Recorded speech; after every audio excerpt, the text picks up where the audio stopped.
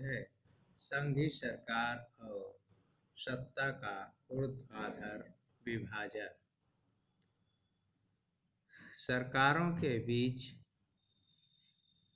सत्ता का बंटवारा विभिन्न स्तरों पर किया जा सकता है, जैसे संपूर्ण देश के लिए एक समान सरकार और क्षेत्रीय या प्रांतीय स्तर पर विभिन्न सरकार। संपूर्ण देश के लिए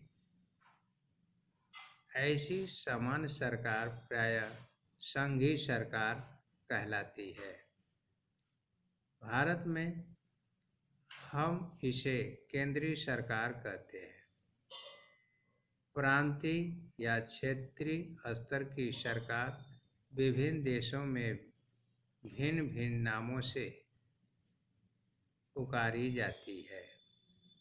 ऐसे बहुत से देश हैं जहां प्रांतीय या राज्य सरकारें नहीं होती। वे देश जहां हमारे देश की तरह सरकार के विभिन्न स्तर हैं, वहां सरकार के विभिन्न स्तरों की शक्तियों का निर्धारण स्पष्ट रूप से संविधान करता है। इसे सत्ता या शक्ति का ऊर्ध्वाधर विभाजन कहा जाता है। यह बेल्जियम में पाया जाता है, श्रीलंका में नहीं। इसे शक्ति का संघीय विभाजन भी कहा जाता है। ऐसे ही सिद्धांत सरकार में निम्न स्तर में भी प्रचलित किए जा सकते हैं, जैसे न्यायपालिका एवं पंचायत। सामुदायिक सरकार। सत्ता तो विभिन्न सामाजिक समूहों के बीच भी बांटा जा सकता है, जैसे धार्मिक और भाषाई समूह। बेल्जियम में सामुदायिक सरकार इस व्यवस्था का एक अच्छा उदाहरण है।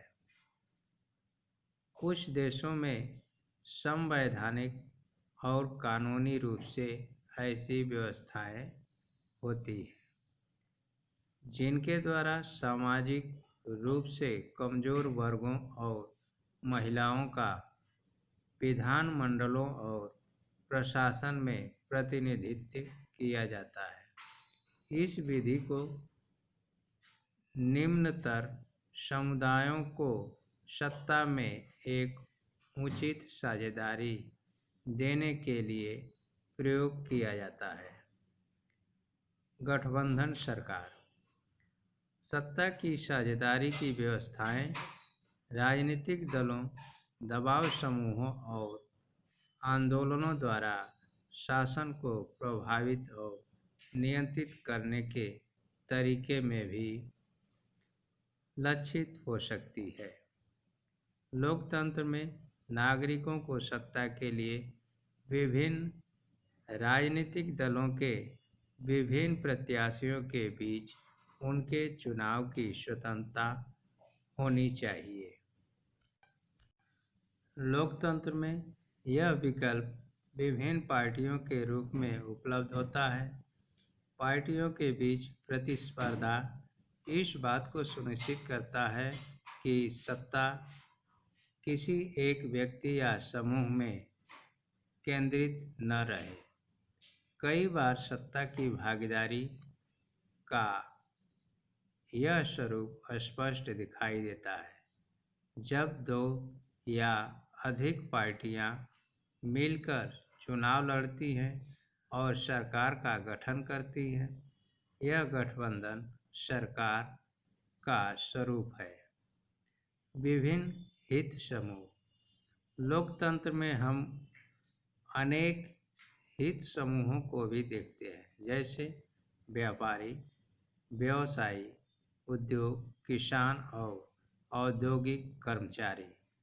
ये भी सरकारी समितियों में भागीदारी करके या निर्णय करने की प्रक्रिया में प्रभाव लाकर सरकारी सत्ता में साझेदारी रखते हैं।